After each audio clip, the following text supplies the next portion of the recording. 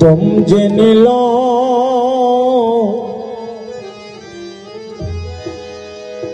দমের মালা গলে,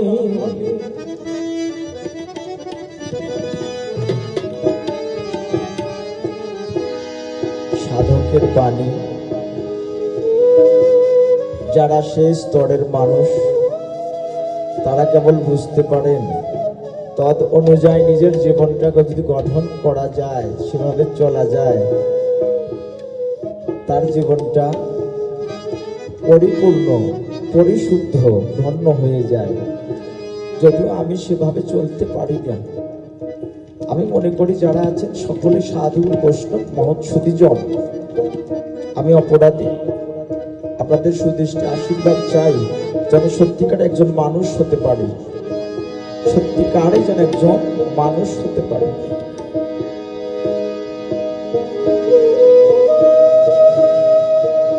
আল্লাহকে পাবার আশা কার না হয়।